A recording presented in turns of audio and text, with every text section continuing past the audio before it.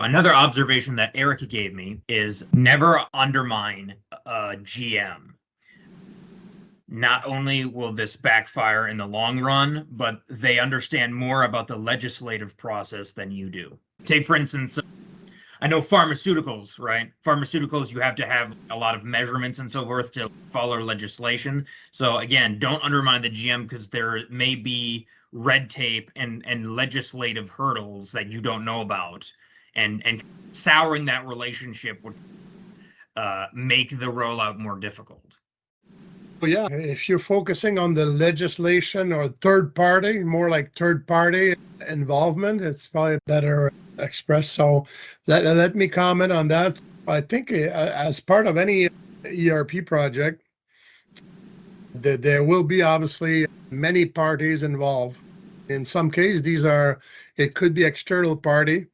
To give you just a few examples, obviously in some industry, you work through an EDI process by which you communicate with your supplier or your provider or your distribution center and so on for order processing, for example, but it could also be material shipping and receiving and all that. So the EDI portion involve other parties. So there will be EDI provider potentially. There will be the clients, your clients that you work using an EDI process. So that's just an example. As you go through the process, there are outside entity that you need to take into account in your planning. Once again, it points to having a good planning up front where you can identify the stakeholders as well as any third party involved. I just gave you the EDI example.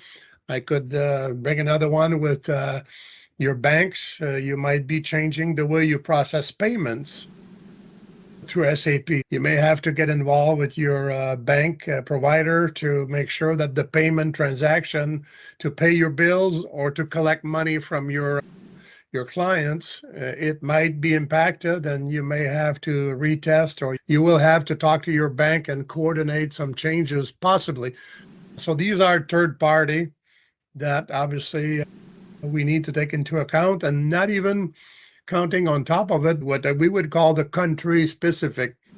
Specific countries have specific rules. If you take Mexico and Latin America, they have a certain way to work for taxation that are mandatory. So as you go through those projects, you need to take into account the local country specific practice, whatever, if it's legal or the local way to do business.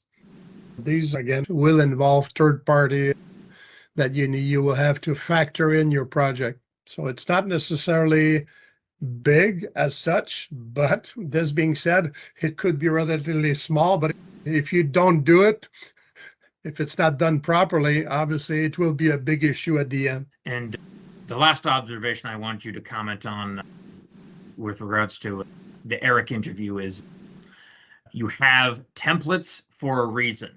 Make this process as predictable as possible. And this goes for SAP rollouts or any business implementation. Feels like it's the mantra of D4M as a whole. Correct. And it's for simple reason. And let me explain what we like to call the cookie cutter, basically, is so fundamental. It's because if you're going to roll out SAP in dozens and dozens of locations, to have a recipe, to have a process that's standard, that you can present and follow from project to project, it is highly critical for efficiency, clarity, and execution. And what we have done with clients is we come out with a very highly systematic approach where, for example, a rollout will take 26 weeks. And it can go as far as having a plan that will clearly state over the course of 26 weeks what exactly will happen week 1, week 2, week 3, all the way to week 26.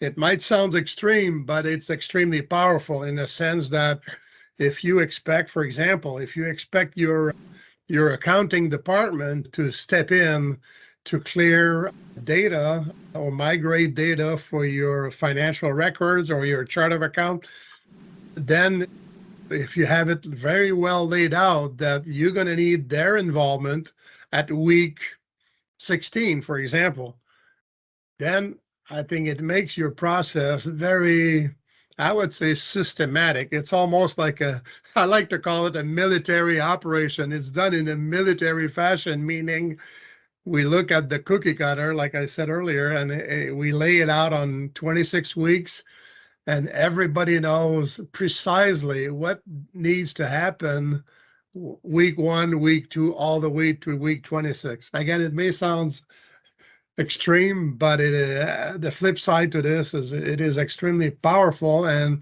people know what to expect, what we expect from them, and it's easy at the end of every week to measure progress. This is what we were supposed to do this week.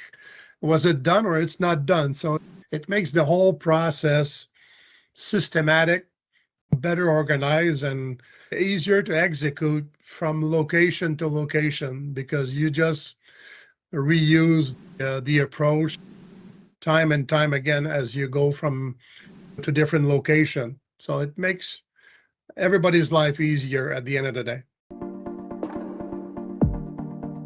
Even though it looks like a temporary situation, the big risk is always the same. I like to tell those corporations that there's nothing more permanent than a temporary situation. Every effort must be made to bite the bullet and unplug the old ERP.